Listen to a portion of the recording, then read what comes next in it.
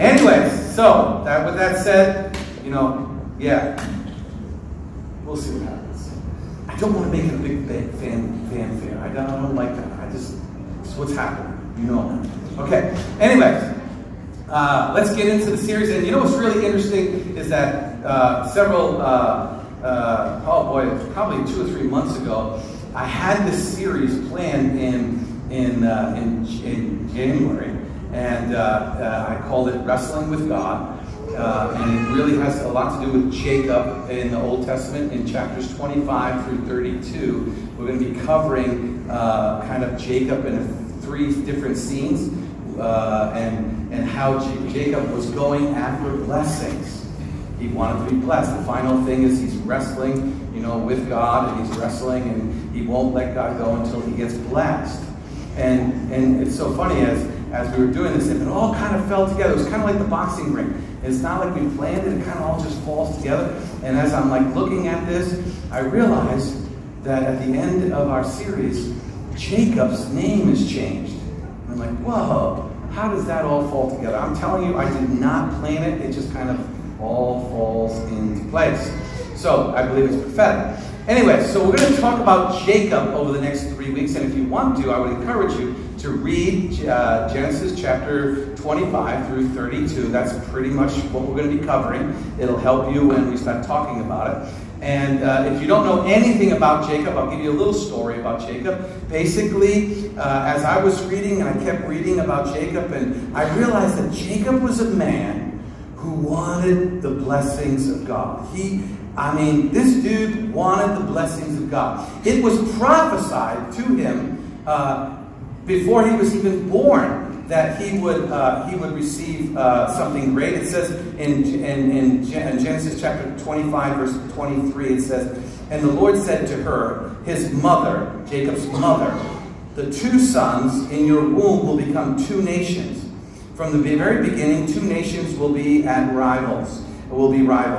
One nation will be stronger than the other, and the older son will serve the younger son." So Jacob's mom already, she had twins in her belly, and she was struggling with that. She couldn't understand what all the wrestling was going on. And there was 2 twins, and so Jacob was a twin. Esau was his brother. And Esau, if you know the story, came out first. And it says that when Esau came out, Jacob was holding on to the heel of Esau. From his very beginning, Esau was already trying to compete to get to the front. That was what he wanted. And that's not a bad thing. He wanted to be the first. He wanted to be blessed. That's what he wanted. And actually, that's how he got his name. It says it actually means like kind of heel holder, or holds onto the heel. But the other name of Jacob, the other meaning of that word Jacob is deceiver. Like swindler. The word swindle, like con artist. That was kind of Jacob's personality. So we're going to see, as we go over these next 3 weeks, we're going to see how he found God's blessings, and how to be fully blessed by God, how to truly be blessed by God. And so we're going to start in chapter 25. But I want to say this, that when Jacob and Esau was born, I don't know if you know this, these are 2 twins, but they probably weren't identical twins, obviously, because they were so different. It's amazing how many have more than 1 child, and you're amazed at how the first child is so much different than the second child. I have 2, and they are so different from each other. These 2 were twins, and it was almost as if they were exact opposites. So, for example, Esau, he was hairy, and Jacob was smooth. Esau was like really dark red skinned, and Jacob was more of a lighter skin. Esau was an outdoorsman, a hunter type, and Jacob was an indoor kind of stay-at-home cook. Esau was emotional and impulsive, whereas Jacob was more like calm and calculated, schemer. Esau was loved by his dad. Jacob was loved by his mom. Jacob was destined to be the ruler over one nation, and Esau was destined to be a ruler over the enemy nations of Jacob. Totally opposite. It's just amazing how opposite these two children were. And so we come into the story and we see right at the beginning, early on in their rivalry, we see something happens. And it's in Genesis chapter 25, verse 27. It says, as the boys grew, Esau became a skillful hunter. He was an outdoorsman, but Jacob was quiet and temperate, preferring to stay at home. Isaac loved Esau, but because he enjoyed eating the wild game that Esau brought home, but Rebekah loved Jacob. One day, Jacob was cooking stew, and Esau arrived home from the wilderness, exhausted and hungry, and Esau said, I'm starved. For those that have been praying and fasting, how can say,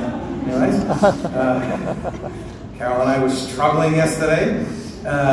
Give us some of the red stew. This is how Esau got his name Edom, because it means red.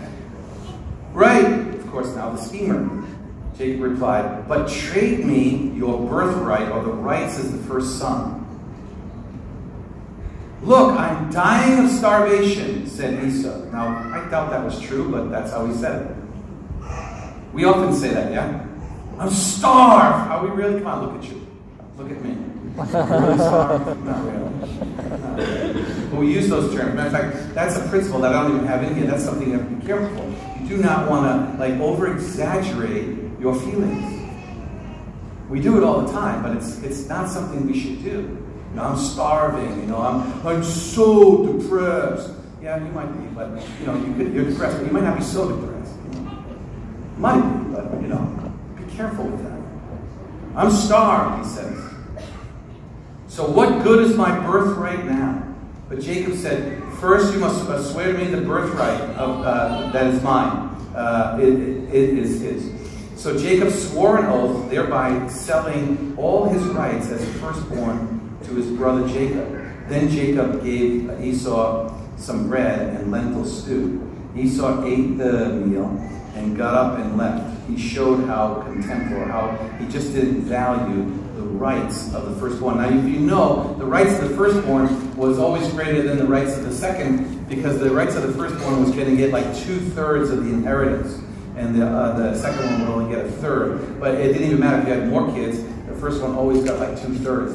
They would get the lion's share of the inheritance. And if you know this, Isaac, he was rich, very wealthy, extremely wealthy man. If you read, you'll see in the next chapter, he was so wealthy and so powerful that he had to move away from people because they were like, you're going to overcome us, you're just too much. And he had so many cattle and so many sheep and all that stuff. So he was wealthy man. So this firstborn was a real blessing. That was a real blessing. So I want to just kind of go through this and show you kind of something about how we're talking about blessings. How not, this is a way not to get blessings. This is the way not to get blessings. Even Jacob, the way he did this, it was not the way. And as a matter of fact, if you read and you look, you'll see that even though Jacob received that and got it from Esau, he still didn't even think he had it. Later he had to deceive his dad. And it caused all kinds of problems, even within the family. When we fight for inheritance, how many problems do we have in our family? When that's our eye, when our eye is on the inheritance and not on our brothers and sisters, there will always be problems going into that. I don't even care if there's an ironclad will, there'll still be problems. So first, let's look at this. And we notice that they're opposites. So, Esau, he was a guy who lived for the moment. He was a guy who lived for the moment. Esau, he didn't value his birthright. He didn't cherish what God had already promised him. He had already received through kind of almost a natural way. He says, what good is that birthright now in this moment? What good is it now? I want something to eat, so he would live for the moment. He didn't really think about the decisions he makes today and how it will affect tomorrow. Very simple principle here, yeah? When you live for the moment, you won't realize what future you are giving away. This is the way Esau lived. So like, for example, in our lives, get rich quick schemes. Giving away our family for a quick pleasure. Giving away our purity for a quick whatever. Giving away our relationship with God for something so much less than what we already have been promised and given for eternity. This is the way Esau lived. And we have to be careful because we have a birthright. Can I get an amen? We have a birthright. See, when we don't value what we have, we will always give up. We will always give it up for something lesser in the moment. Ephesians 1:14 says this: the Spirit is God's guarantee that He will give us an inheritance He promised that He has purchased for us for His own people. He did this so that we would give Him praise and glory. So we have the Spirit of God in us, guaranteeing our inheritance. Now, I'm not even going to go into what our inheritance is. Eternal life, no more sickness, no more pain, living with God, one with Him. I mean, I can just go on and on and on about the inheritance that God has promised us when we come to Him and we believe. But if we do not value that, if we do not understand the value of it, we will simply give it up for a simple pleasure, for a simple nothing. And we'll ruin it. So how quickly do you sell your birthright for momentary pleasures? Now, we got the opposite. We got Jacob. Jacob, his eyes were on the promise. His eyes, I'm telling you, as I read, all Jacob wants is blessings. That is not a bad thing. It's not a bad thing. He is determined to be blessed. He understands the value of the promise that was given to him at birth. He wants the blessing that God has. This is wonderful. But in his zeal, he doesn't think about what he does in the moment and how it will affect the outcome. We have a term in the United States, a phrase: the ends justify the means. And that's Jacob. Jacob's like, I got my opportunity to get a blessing right now. Here it is. It's sitting right in front of me. It doesn't matter that I'm going to have my brother hate me. It doesn't matter that I'm going to steal, cheat, destroy. I'm going to get the blessing. So he takes advantage and he steals the blessing. Whereas Esau chose the moment over the future, Jacob chooses the future over the moment. See how opposite they are? God will forgive me so I can do it now. God will, I know in the future that I'm going to go to heaven, so it doesn't really matter what I do now. See, that's Jacob's thinking. And sometimes that's our thinking. I can do whatever I want. God has set me free. If I hear this, I'm sure I'm going to hear it another 1,000 times before I die. I believe with all my heart, everything in me, that when I came to Jesus, He set me completely free. His grace set me free. It took me out of darkness and put me into His marvelous light.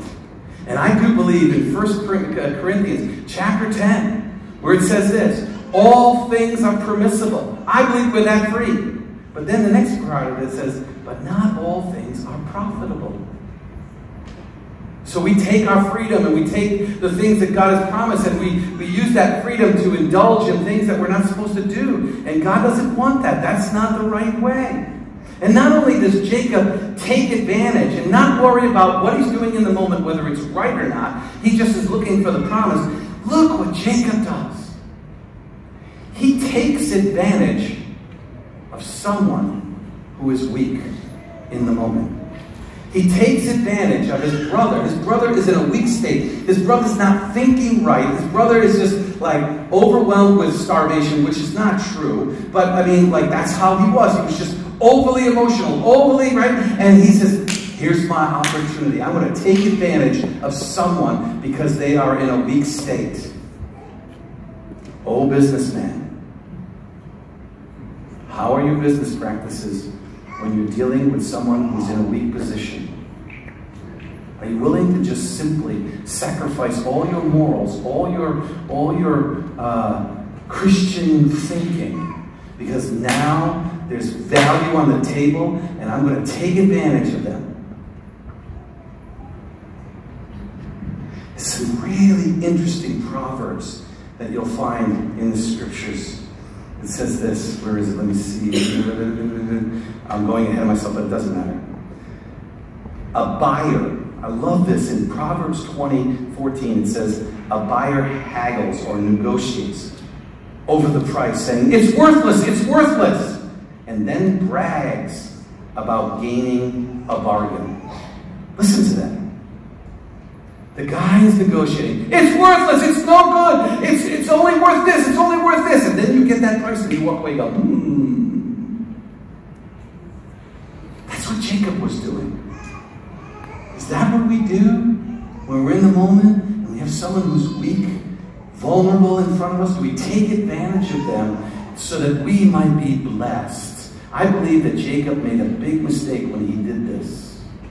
I believe that Jacob was giving away his moment for something that God had already promised him would have. Habakkuk 2:3 says this. The vision is for the future. It describes the end. It will be fulfilled. It seems slow in coming. Wait patiently for it. Surely it will take place. It will not delay. There's another verse that says, in due season you will reap the reward. You don't need to cheat and steal to get a blessing from God. God has already promised it to us. 3 things. We need to, in the moment. How do we deal with this? Like, how do we keep from giving up, giving up stuff for something that's of greater value for the future? How do we live in the moment? How do you live in the moment? 3 words. I got 3 words for you. How to live in that moment. You value patience, righteousness, and kindness in the moment. Patience, righteousness, and kindness. Patience. In my quiet time, I've been reading through 2 Samuel, 1 Samuel, 2 Samuel. It's all about David, and I can't believe David. I mean, David was prophesied to be king. He was anointed to be king by Saul. I mean,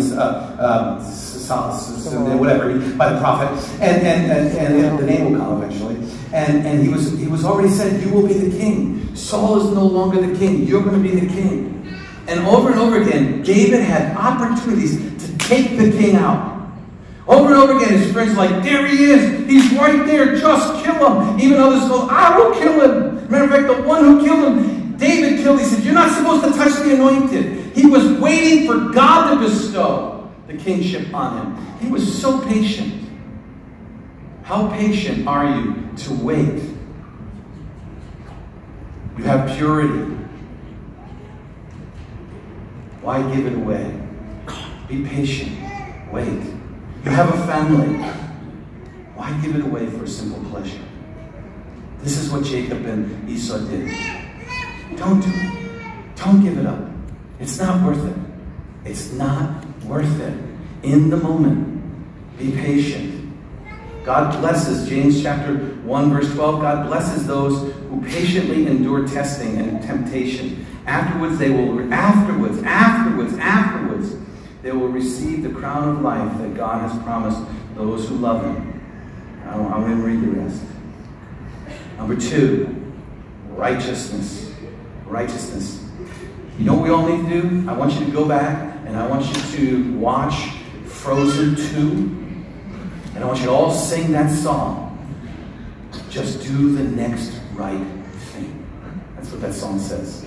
I don't know what I'm going to do, but just do the next right thing. Maybe you don't know what the future holds. Maybe you don't know what's going on. But do the next right thing. That's what righteousness is. The path of righteousness is knowing the will of God will of God, and then doing it His way. Many times we know the will of God, but we don't. We're trying to do the will of God, but we don't do it His way. That happened to David. Remember when he was bringing in the Ark of Covenant the first time? He's like, I want to bring the Ark of the Covenant into Jerusalem. And it was such a godly thought. And so he runs out and he just gets an ox cart, and he puts it on the ox cart, and then it stumbles, and then Uzziah touches it, and he dies. So David had all the right intentions, but he didn't do it God's way. How many times we mess up things because we don't do it His way? Moses, you're going to deliver God's people. First thing he sees the Egyptian beating on the Israelite, and he's like, I'm going to do it my way. He kills the Egyptian. And then what happens? He has to go run because he doesn't do it God's way. Righteousness is always doing it God's way. Proverbs 4:18. But the path of righteousness is like the light of dawn. It shines brighter and brighter until the day is full. Proverbs 10:2. I love this one. Treasures of wickedness or ill-gotten gains. It means like deceitful gains. Times where you take advantage of people. Do not profit, but righteousness and moral integrity in daily life rescue you from death. Great proverb. Patience, righteousness, and finally, kindness. Kindness in the moment. Better is a poor man, Proverbs 28:6. Better is a poor man who walks in integrity than a rich man who walks in crooked ways. We have to be so careful with people in front of us, even business people in their weak state. Make it a fair price. God will bless you for that. Don't take advantage just because the person is hurting and now, you now have the advantage. You have the upper hand. Isaiah, the first several chapters of Isaiah is filled with that. He says you come and you offer up prayers and thanksgiving, and then you go out and you oppress the widow. You oppress. Your dealings in business are all wrong. What you do in your business is you. You are in control. You can decide. You can walk away. You can offer more, even if they want less when the price is not right. You can do that. Because you have to live in your integrity. You have to live in your righteousness. If you want God's blessings, this is why Jacob, at the end of this story, at the end of this part of the story, he thinks he got the blessing, and he just caused all kinds of problems in his family. He caused all kinds of problems with his dad. Later we'll see, in the next week, we see how he causes so much problems. Going after blessings. Patience. Righteousness. And kindness. These are the things to do in the moment that will help you from making mistakes in that moment and giving away your future or just causing problems in your future. I really want everyone here to receive the greatest blessing ever. I'll just tell you that in the end, if you want blessings, in the end, you have to do what Jacob did. We're going to talk about some stuff next week, but I'm going to give you the answer at the end. You have to face God. You have to wrestle with God if you want true blessings. And here's, in this moment, see, he doesn't wrestle with God. Neither one wrestles with God.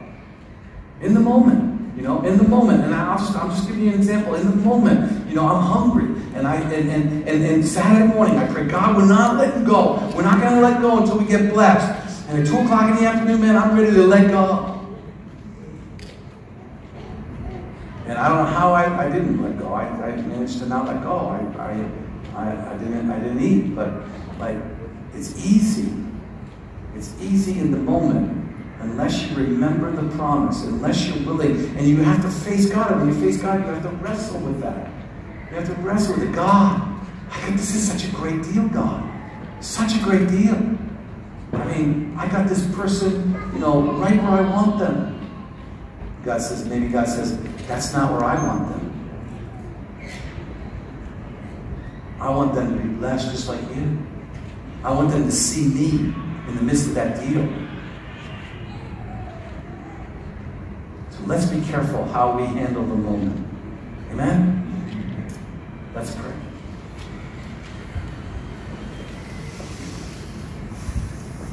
I'm so glad that God forgives. I'm so glad that He